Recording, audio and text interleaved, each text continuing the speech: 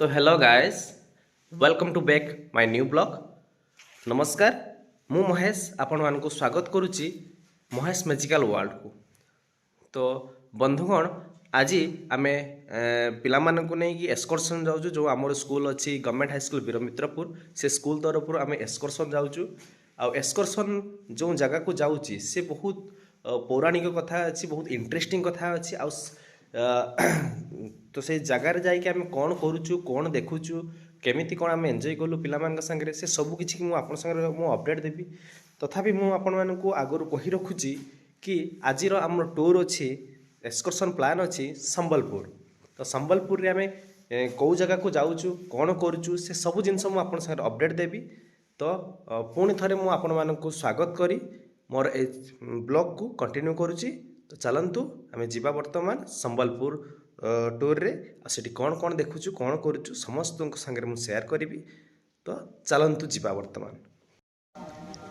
समय भोर 4:30 विद्यालय समस्त छात्र छात्री एवं शिक्षक शिक्षयित्री मध्य आसी विद्यालय उपस्थित हो सारे।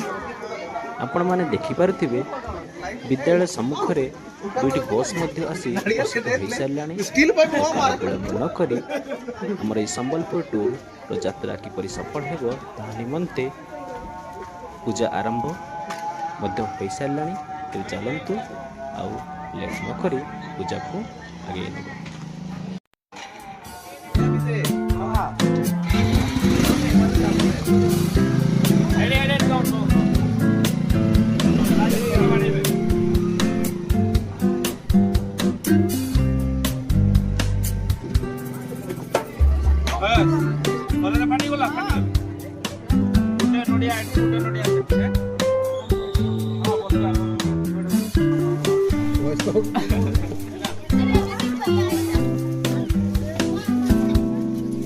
गाड़ी छाड़िबा आ डेरी नहीं एडी आपण दना नाय मु सेडी साइड बसता ना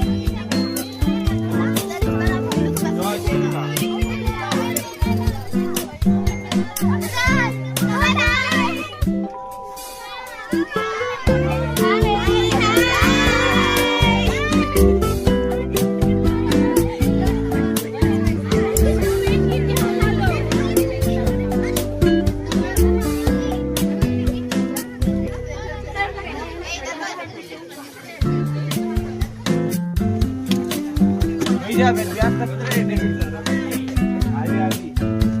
श्री राम। ब्लॉग सर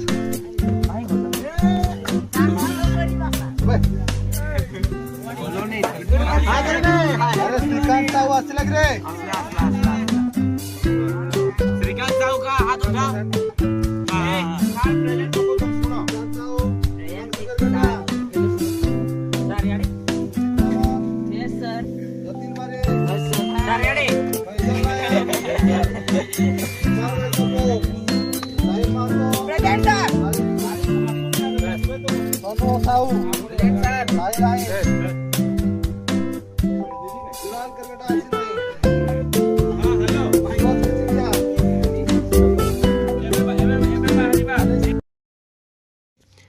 सकाळर कुहुड़ी जितेबेले रास्ता को धीरे धीरे ढांकी दिए सेतेबेले रास्ताटी गोटे स्वप्न भली लागे।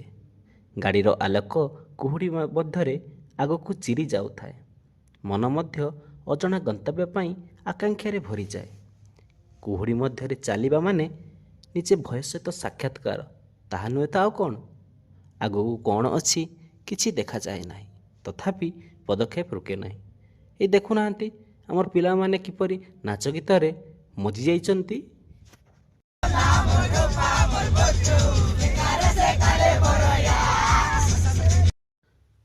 वर्तमान एमानक पाखरे ना अच्छी किछि चिंता, ना अच्छी परीक्षार टेंशन। ब्रेन ले केवल गोटे जिनस कि आमे एंजॉय करिवु बास। ए देखंतु साहिल रो केते चमत्कार एक्टिंग सह डांस। पिला माने एते सुंदर डांस करुथिले जे आमे दुई जन मध्य तांको सहित टिके डांस करिदेलु।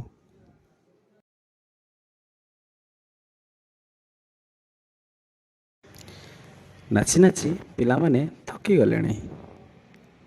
ସମସ୍ତଙ୍କୁ ବହୁତ ଜୋରସେ ଭୋକ ମଧ୍ୟ ହେଲାଣି। ବ୍ରେକଫାଷ୍ଟ ପାଇଁ ଯେଉଁ ବ୍ରେଡ଼ ଏବଂ ବାନାନା ହେଇଥିଲା ତ ସେସବୁକୁ ଆମର ଏଲୱିନ୍ ଏବଂ ଡେଭିଡ୍ ସାର୍ ପିଲାମାନଙ୍କ ମଧ୍ୟରେ ବାଣ୍ଟୁଛନ୍ତି। ରାସ୍ତା ସାଇଡ଼ରେ ଏତେ ସୁନ୍ଦର ଦୃଶ୍ୟ ଦେଖି ସମସ୍ତଙ୍କର ମନ ଭରି ଯାଉଥାଏ। ସମସ୍ତଙ୍କର ମୁହଁରେ କେବଳ ଗୋଟିଏ କଥା ଥାଏ, ୱାଓ କେତେ ସୁନ୍ଦର ଏ ଦୃଶ୍ୟ।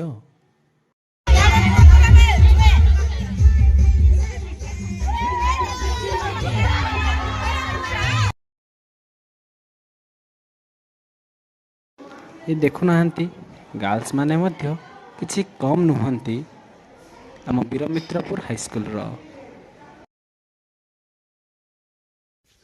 ବାଟରେ ଯାଉ ଯାଉ ଦେଖା ହୋଇଗଲା JSW Bhushan power and steel limited, ଯାହାକି ଥେଲକୋଇଲି ରେଙ୍ଗାଲି ସମ୍ବଲପୁରଠାରେ ଅବସ୍ଥିତ ଅଛି। ଶେଷରେ ଅପେକ୍ଷାର ଅନ୍ତ ଘଟିଛି। ଫାଇନାଲି ଆମେ ଆସି ପହଞ୍ଚି ସାରିଲୁଣି ମା ସମଲେଶ୍ୱରୀଙ୍କ ପୀଠରେ, ଯାହା ସମ୍ବଲପୁରଠାରେ ଅବସ୍ଥିତ।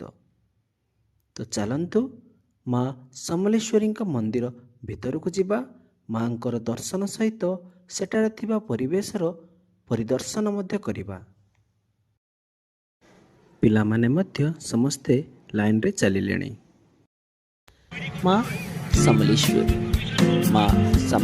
ହେଉଛନ୍ତି ପଶ୍ଚିମ ଓଡ଼ିଶାର ସମ୍ବଲପୁର ସହରର ଅଧିଷ୍ଠାତ୍ରୀ ଦେବୀ। ସେ ମା ଶକ୍ତିଙ୍କର ଏକ ଅତି ପବିତ୍ର ଓ ଶକ୍ତିଶାଳୀ ରୂପ। ସମ୍ବଲପୁରରେ ମହାନଦୀ କୂଳରେ ଅବସ୍ଥିତ ମା ସମଲେଶ୍ୱରୀଙ୍କର ମନ୍ଦିର ଓଡ଼ିଶାର ଏକ ପ୍ରମୁଖ ଶକ୍ତିପୀଠ ଭାବରେ ପରିଚିତ। ମା ସମଲେଶ୍ୱରୀଙ୍କୁ ସମଲେଇ ମା ବୋଲି ସ୍ନେହରେ ଡକାଯାଏ।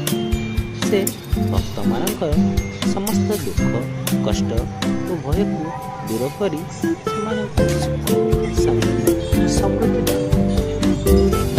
ସମଲେଶ୍ୱରୀ ପଶ୍ଚିମ ଓଡ଼ିଶାର ଲୋକଙ୍କର ଆସ୍ଥା, ସଂସ୍କୃତି ଓ ଆତ୍ମାର ଏକ ଅଂଶ। ତାଙ୍କର କୃପାରେ ଏହି ଅଞ୍ଚଳ ସଦା ସୁଖ ଶାନ୍ତିରେ। ଏ ହେଉଛି ସମ୍ବଲପୁରର ଫେମସ୍ ମା ସମଲେଇ। ସୁନ୍ଦର ତୃପ୍ତିର ଅବସାଦ ନାହିଁ, ଯେତେ ଦେଖୁଥିଲେ ନୂଆ ଦିଶୁଥାଏ। ହଁ ଆଜ୍ଞା, ଆପଣମାନେ ଦେଖିପାରୁଥିବେ କେତେ ସୁନ୍ଦର ଏ ଦୃଶ୍ୟ। ସବୁଆଡ଼େ ସବୁଜିମା ଏବଂ ଫୁଲରେ ଭରି ରହିଛି।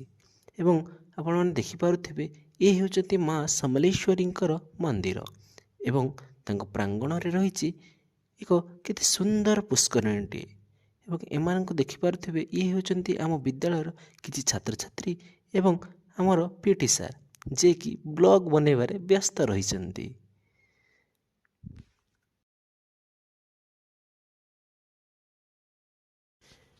ପ୍ରତିବର୍ଷ ସମ୍ବଲପୁରରେ ମା ସମଲେଶ୍ୱରୀଙ୍କର ଉପଲକ୍ଷେ ନୂଆଖାଇ ପର୍ବ ଅତି ଭକ୍ତି ଓ ଆନନ୍ଦରେ ପାଳନ କରାଯାଏ। ଏହି ପର୍ବରେ ମାଙ୍କୁ ନୂଆ ଧାନ ଅର୍ପଣ କରି ଆଶୀର୍ବାଦ ନେବାର ପରମ୍ପରା ମଧ୍ୟ ରହିଛି। ମନ୍ଦିର କେବଳ ଏକ ପୂଜାସ୍ଥଳ ନୁହଁ, ଏହା ମନ ଓ ଆତ୍ମାର ଶାନ୍ତିର ଆଶ୍ରୟ। ମନ୍ଦିରର ପରିବେଶ ସଦା ପବିତ୍ର, ସୁନ୍ଦର ଓ ଶାନ୍ତିମୟ ହୋଇଥାଏ। ଶଙ୍ଖଧ୍ୱନି, ଘଣ୍ଟନାଦ ଓ ମନ୍ତ୍ର ଉଚ୍ଚାରଣ ମନକୁ ଏକ ଅଲଗା ଶାନ୍ତି ଦେଇଥାଏ। ମନ୍ଦିର ପରିସରରେ ସବୁଜ ଗଛ, ଫୁଲ ଓ ପବିତ୍ର ପବନ ଥିବାରୁ ପରିବେଶ ଅତ୍ୟନ୍ତ ମନୋହର ହୁଏ ଏବଂ ଶୁଭ୍ରତା, ସ୍ୱଚ୍ଛତା ଏବଂ ସୁଗନ୍ଧିତ ଧୂପଦୀପର ମହକ ମନ୍ଦିରକୁ ଆହୁରି ପବିତ୍ର କରିଦେଇଥାଏ। ଯେହେତୁ ଆଜି ରବିବାର, ଭକ୍ତଙ୍କର ବହୁତ ଭିଡ଼ ଲାଗି ରହିଛି। କେତେ ସୁନ୍ଦର ଏ ପରିବେଶ, କେତେ ସୁନ୍ଦର ଏ ମନ୍ଦିର, ମନରେ ଅନେକ ଶାନ୍ତି ଦେଇଥାଏ। ଏବେ ଦେଖିପାରୁଥିବେ ଆପଣମାନେ ଓଡ଼ିଶା ସରକାରଙ୍କ ଦ୍ୱାରା ନିଆହେଇଥିବା ଏକ ନୂତନ ପଦକ୍ଷେପ ଡିଜିଟାଲ ହୁଣ୍ଡି। ଯଦି ଆପଣଙ୍କ ପାଖରେ କ୍ୟାସ୍ ନଥିବ ଦାନ କରିବା ପାଇଁ, ତେବେ ଆପଣ ଏଠି ଅନଲାଇନ୍ ମଧ୍ୟ ପେମେଣ୍ଟ କରିପାରିବେ ମନ୍ଦିରର ଡେଭଲପମେଣ୍ଟ ପାଇଁ। ତାହାର UPI ID ଅଛି ସମଲେଶ୍ୱରୀ ଟେମ୍ପଲ ହୁଣ୍ଡି 3@indian BK। ତେବେ ଆପଣମାନେ ଏଠି ଅନଲାଇନ୍ ପେମେଣ୍ଟ କଲେ ମନ୍ଦିରର ଡେଭଲପ। ତ କୋଉଠି ବୁଲିବା ପାଇଁ ଆସିଛ ତମେ? କେମିତି ଲାଗୁଛି?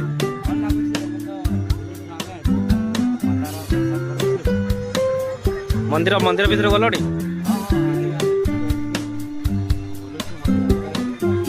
କେମିତି ହେଇଛି ଯେ ଏ ପରିବେଶ କେମିତି ଲାଗୁଛି ତମକୁ?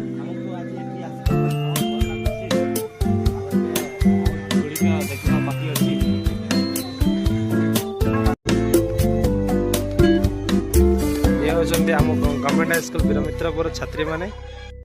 ଇଏ ହେଉଛନ୍ତି ସମ୍ବଲପୁରର ପ୍ରତ୍ୟକ୍ଷ ଦେବୀ ମା ସମଲେଇ।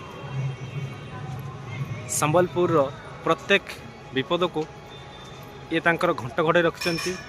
କୌଣସି ସମ୍ବଲପୁରୀ ଲୋକମାନଙ୍କର କ୍ଷତି ହେବାକୁ ଦିଅନ୍ତି ନାହିଁ। ଏ ମା ହେଉଛନ୍ତି ଦେବଦେବ ମହାଦେବଙ୍କର ପତ୍ନୀ ପାର୍ବତୀଙ୍କର ଅନ୍ୟ ଏକ ରୂପ। ଆପଣ ଦେଖିପାରୁଥିବେ ଆମ ପିଲାମାନେ କିପରି ଫଟୋ ଉଠାଇବାରେ ବ୍ୟସ୍ତ ଅଛନ୍ତି ଏବଂ ତା ସହିତ ଆମର ଡେଭିଡ୍ ସାର୍ ସେ ମଧ୍ୟ ଫଟୋ ଉଠାଇବାରେ ବ୍ୟସ୍ତ ରହିଛନ୍ତି। ଏ ହେଉଛି ମା ସମଲେଶ୍ୱରୀ ମନ୍ଦିରକୁ ଯିବା ପାଇଁ ରାସ୍ତା। ଯେହେତୁ ଭକ୍ତଙ୍କର ବହୁତ ଭିଡ଼ ଲାଗି ରୁହେ, ସେଥିପାଇଁ ଏମିତି ବ୍ୟାରିକେଡର ବ୍ୟବସ୍ଥା କରାଯାଇଛି, ଯେପରି ସ୍ମୁଥଲି ସମସ୍ତ ଭକ୍ତମାନେ ଯାଇ ମାଙ୍କର ଦର୍ଶନ କରିପାରିବେ। ଏଠାରେ ଭକ୍ତଙ୍କର ପାଣି ପିଇବା ପାଇଁ ଡ୍ରିଙ୍କିଂ ୱାଟର ଏକ୍ୱାଗାର୍ଡର ମଧ୍ୟ ବ୍ୟବସ୍ଥା କରାଯାଇଛି। ଏ ହେଉଛି ଅନ୍ୟ ଏକ ଗେଟ୍। ଏମିତି ସମଲେଶ୍ୱରୀ ମନ୍ଦିରରେ ଆପଣମାନେ 4ଟି ମୁଖ୍ୟ ଗେଟ୍ ପାଇବେ। ଇଏ ଦେଖନ୍ତୁ କେତେ ସୁନ୍ଦର ଏ ଦୃଶ୍ୟ, କେତେ ସୁନ୍ଦର ଏ ପରିବେଶ। ମନ୍ଦିରର ସୁନ୍ଦର ପରିବେଶ ମଣିଷର ମନରୁ ଚିନ୍ତା, ଭୟ ଓ ଦୁଃଖକୁ ଦୂର କରେ। ଏଠାକୁ ଆସି ମଣିଷ ଆପଣାକୁ ଭଗବାନଙ୍କ ସମୀପରେ ଅନୁଭବ କରେ ଏବଂ ମନରେ ଶାନ୍ତି ଓ ସକାରାତ୍ମକତା ଆସେ। ଏଠାରେ ଓଡ଼ିଶା ସରକାରଙ୍କ ଦ୍ୱାରା ଦିବ୍ୟାଙ୍ଗ ଓ ବୟସ୍କ ବ୍ୟକ୍ତିମାନଙ୍କ ପାଇଁ ଗାଡ଼ିର ଏକ ସୁନ୍ଦର ବ୍ୟବସ୍ଥା ମଧ୍ୟ କରାଯାଇଛି, ଯେଉଁଥିରେ କି ସେମାନେ ଏହି ଗାଡ଼ିରେ ବସି ମାଙ୍କର ଦର୍ଶନ ସହିତ ଏଠାରେ ଥିବା ପରିବେଶର ସୌନ୍ଦର୍ଯ୍ୟକୁ ଉପଭୋଗ ମଧ୍ୟ କରିପାରିବେ। ତେଣୁ ଓଡ଼ିଶା ସରକାରଙ୍କୁ ବହୁତ ବହୁତ ଧନ୍ୟବାଦ ସେଥିପାଇଁ। ଏବଂ ଏଠି ସମ୍ବଲପୁରୀ ଷ୍ଟାଇଲରେ ସେଲ୍ଫି ପଏଣ୍ଟ ମଧ୍ୟ କରାଯାଇଅଛି। ଆପଣ ଦେଖନ୍ତୁ କେତେ ସୁନ୍ଦର। ସେ ମଧ୍ୟ ଦେଖନ୍ତୁ ଗୋଟେ ୱାଲ୍ କ୍ଲକ୍ ଅଛି, କେତେ ସୁନ୍ଦର ଦେଖାହେଉଛି। ମହାନଦୀର କଳରେ ଏ ମାଙ୍କ ବାସସ୍ଥାନ। ଦେଖନ୍ତୁ କେତେ ସୁନ୍ଦର ଇଏ। ଆଉ ଦେଖନ୍ତୁ ଏପଟେ ଭକ୍ତଙ୍କର କେତେ ଭିଡ଼ ଲାଗି ରହିଛି। ନିଜର ମନସ୍କାମନା ପାଇଁ କିଏ ମାଙ୍କୁ ନଡ଼ିଆ ଦେଉଛି, ତ କିଏ ଲାଲ ଲାଲ ମନ୍ଦାର ଫୁଲ ଦେଉଛି। ଆପଣ ଦେଖିପାରୁଥିବେ କେତେ ସୁନ୍ଦର ଦେଖାହେଉଛି ଏସବୁ। ଆପଣମାନେ ଦେଖିପାରୁଥିବେ ଏଠି ମିଶନ ଶକ୍ତି କ୍ୟାଫେ ଅଛି। କେତେ ସୁନ୍ଦର ହେଇଛି ପରିବେଶ। ହଁ, ଏପଟେ ଦେଖନ୍ତୁ କେତେ ନିଟ୍ ଆଣ୍ଡ କ୍ଲିନ୍ ଅଛି। କୌଣସି ଜାଗାରେ ଆପଣ ଟିକେ ଅଳିଆ ମଧ୍ୟ ପାଇବେ ନାହିଁ। ତେଣୁ ଆମମାନଙ୍କର ବି କର୍ତ୍ତବ୍ୟ ହେଉଛି କି ଆମେ ସମସ୍ତେ ମନ୍ଦିର ପରିସରକୁ ସଫା, ସୁନ୍ଦର ଓ ପବିତ୍ର ରଖିବା। ସେସବୁ ହେଉଛି ଆମର କର୍ତ୍ତବ୍ୟ। ଏଠି ଦେଖିପାରୁଥିବେ ମିଶନ ଶକ୍ତି କ୍ୟାଫେ। ମା ସମଲେଇଙ୍କର ପ୍ରସାଦ ଏଠାରେ ମିଳେ। ଯଦି ଆପଣମାନେ ମାଙ୍କର ଭୋଗ ବା ପ୍ରସାଦ ପାଇବା ପାଇଁ ଚାହୁଁଛନ୍ତି, ତେବେ ସକାଳ 9ରୁ 12 ଘଟିକା ପର୍ଯ୍ୟନ୍ତ ଏଠାରେ ଟିକେଟ୍ କରାଯାଏ ଏବଂ 12ରୁ 2ଟା 30 ପର୍ଯ୍ୟନ୍ତ ଆପଣମାନେ ଆସି ଏଠାରେ ପ୍ରସାଦ ସେବନ କରିପାରିବେ। ତେବେ ପ୍ରସାଦର ପ୍ରାଇସ୍ ରହିଛି 100 ଟଙ୍କା ପର ହେଡ୍। କେତେ ସୁନ୍ଦର ଏ ସ୍ଥାନ। ହଁ, ଏଠି ଦେଖନ୍ତୁ ଏଠି ଅନ୍ୟ ଏକ ମଧ୍ୟ ଗେଟ୍ ରହିଛି। କେତେ ସୁନ୍ଦର ଦେଖାହେଉଛି। ଏପଟେ ଆମର ପିଲାମାନେ ଯାଉଛନ୍ତି। ଆଗରେ ଗୋଟିଏ ଗେଟ୍ ଅଛି ଏବଂ ସମ୍ବଲପୁରର ପ୍ରସିଦ୍ଧ ଲୋକନୃତ୍ୟ ପରିବେଷଣ କରୁଛନ୍ତି ଅନେକ ଛାତ୍ରଛାତ୍ରୀମାନେ। ଏ ହେଉଛି ମା ସମଲେଶ୍ୱରୀ ପୂଜା ଭଣ୍ଡାର ଭେଣ୍ଡିଂ ଜୋନ୍। ଏଠି ମାଙ୍କର ଭୋଗ ମିଳେ। ଏଠୁ ଭୋଗ ନେଇ ଆପଣମାନେ ମାଙ୍କ ପାଖରେ ଭୋଗ ଲଗାଇ ପାରିବେ। ଦେଖନ୍ତୁ କେତେ ସାରା ଏଠାରେ ପୂଜା ଦୋକାନ ରହିଛି ଏବଂ ଅନେକ ସାମାନ ମଧ୍ୟ ମିଳୁଛି। ଆଉ ଏ ହେଉଛି ପାର୍କିଂ ଜୋନ୍, ଯେଉଁଠିକି ଆପଣମାନେ ଆପଣଙ୍କର ଫୋର୍ ହ୍ୱିଲର ଏବଂ ବସ୍ ସବୁକିଛି ଏଠି ପାର୍କିଂ କରିପାରିବେ। ଆମର ସ୍କୁଲ ବସ୍ ସେ ଆଗରେ ଲାଗିଛି। ଆମେ ବର୍ତ୍ତମାନ ଯାଉଛୁ ସେଇ ବସ୍ ନିକଟକୁ। ବସ୍ରେ ବସି ନେକ୍ସଟ ଯିବା ଆମେ ଘଣ୍ଟେଶ୍ୱରୀ ମନ୍ଦିର, ଯେଉଁଟାକି ମା ସମଲେଶ୍ୱରୀ ମନ୍ଦିର ଠାରୁ 21 କିଲୋମିଟର ଦୂରରେ ଅବସ୍ଥିତ ଅଛି। ମା ଘଣ୍ଟେଶ୍ୱରୀ ମଧ୍ୟ ମା ପାର୍ବତୀଙ୍କର ଅନ୍ୟ ଏକ ରୂପ। ମା ସମଲେଶ୍ୱରୀଙ୍କର ଦର୍ଶନ ପରେ ଆମେ ବାହାରି ଆସିଲୁ ମା ଘଣ୍ଟେଶ୍ୱରୀଙ୍କ ଅଭିମୁଖେ। ମା ଘଣ୍ଟେଶ୍ୱରୀ ଓଡ଼ିଶାର ଏକ ପ୍ରସିଦ୍ଧ ଶକ୍ତିପୀଠ ରୂପେ ପୂଜିତ। ସେ ମା ଶକ୍ତିଙ୍କର ଏକ ରୂପ ଓ ଦୁଷ୍ଟ ଶକ୍ତିର ବିନାଶ କରନ୍ତି। ଭକ୍ତମାନଙ୍କର ରକ୍ଷାକରଣ ଭାବେ ଗରିମା ପ୍ରାପ୍ତ।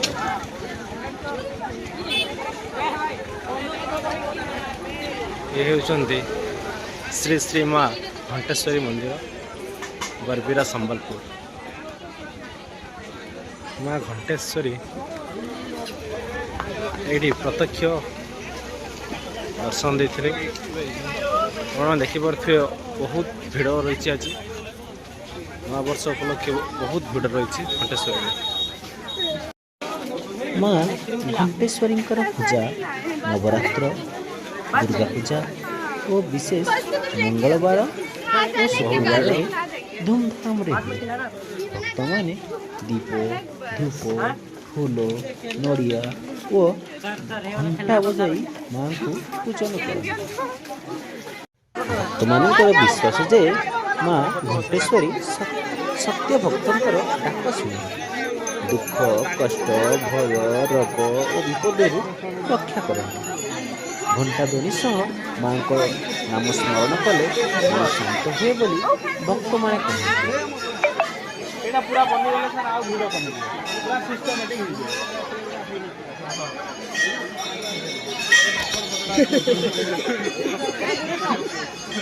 ମୋବାଇଲ ଛଡି ନେଲେ ସରିଲା।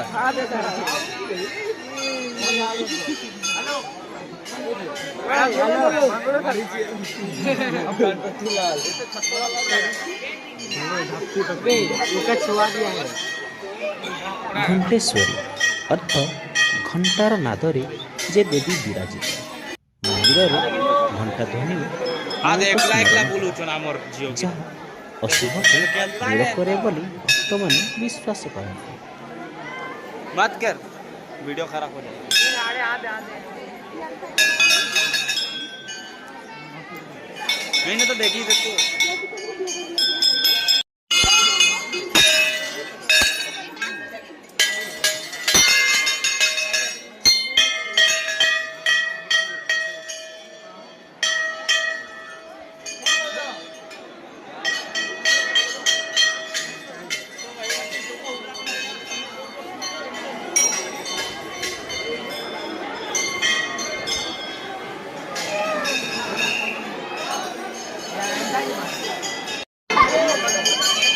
ତେଣୁ କହିପାରିବା ଯେଉଁଠି ଶ୍ରଦ୍ଧା ସେଇଠି ମା ଘଣ୍ଟେଶ୍ୱରୀଙ୍କର କୃପା। ତାପରେ ଆମେ ବାହାରିଗଲୁ ଚିପିଲିମାରେ ଥିବା ହାଇଡ୍ରୋ ପାୱାର ପ୍ରୋଜେକ୍ଟକୁ ଦେଖିବା, ଯେଉଁଠି ବିଦ୍ୟୁତ୍ ଶକ୍ତି ଉତ୍ପନ୍ନ କରାଯାଏ।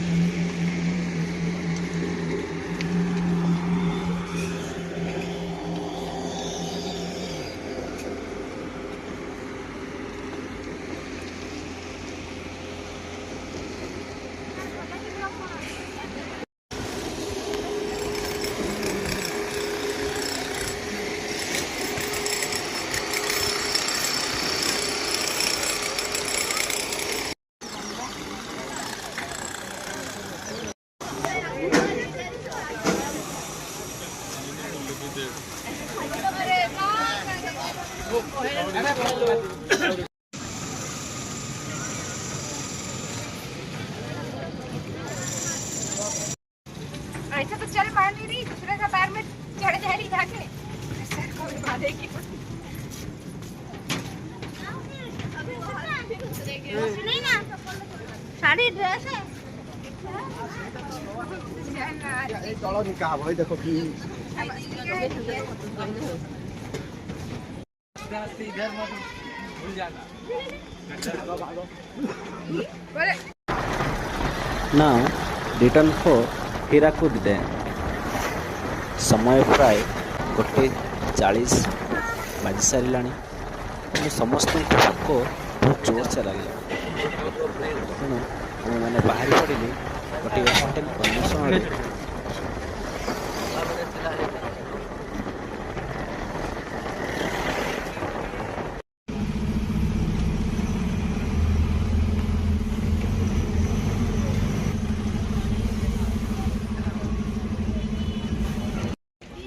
କୋଉଠି ଓହ୍ଲେଇଲା ଏବେ? ଆମେ ହୋଟେଲ ଢାବାରେ ଓହ୍ଲେଇଛୁ ଏବେ ମଧ୍ୟାହ୍ନ ଭୋଜନ ପାଇଁ। କଣ କଣ ହେଇଥିବ ଆଜି ଖାଇବା ପାଇଁ? କଣ ହେଇଛି ସିଝି ନାହିଁ। ଆଚ୍ଛା, ଆଉ କଣ ହେଇଛି? हेलो गाइस, हम लोग आए हैं होटल लावा में। अभी हम लोग जाएंगे थोड़ा देर में हीराकुद डैम। ठीक ठीक है। चलो अरे बेटा खा के तो जा। फाइनाली अपेक्षार अंत घटी आम मैंने आसी पहुँची सारूँ हीराकुद ठारे थिबा जवाहर मीनार पाखरे। पिला माने बहुत एक्साइटेड सहित आगक आगक बढ़ी चली हीराकुद डैम देखा अभिमुखे।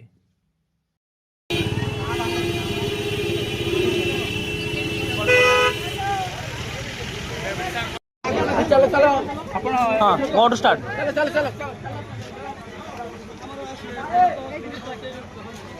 बर्तमान आम आसी पहुंची जाइए कौटी की जवाहर मीनार हीराकुद।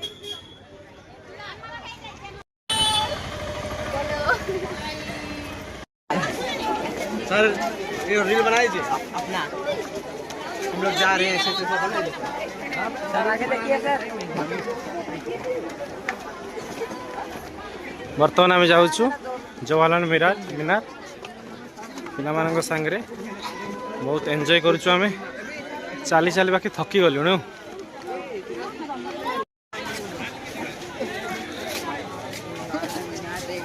एक नंबर व्यू। आ तो यहाँ से देखो। सर गोटे फोटो फोटो आराम से आ रहे हैं। आज संडे थिबारु आपण माने देखि पारुथिबे हीराकुद ठारे बहुत भीड़ लगी रही। जनसमुद्र को आमे खातिर न करी बहुत कष्ट पर चढ़ी आसीलु जवाहर मीनार उपरकू। So ladies and gentleman, welcome to Hirakud dam. Wow, कितने सुंदर है दृश्य, देखिले मन भरी जाउची।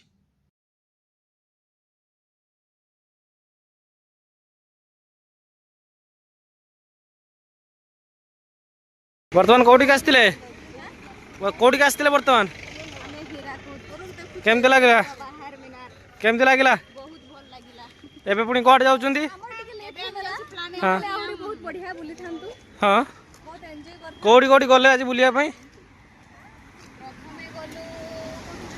आज आमे 6टा बेले बाहरलु तापरे मझी रास्ता रे bread and jam and banana breakfast करिकिना सीधा पड़े आसिलु समलेश्वरी मंदिर को।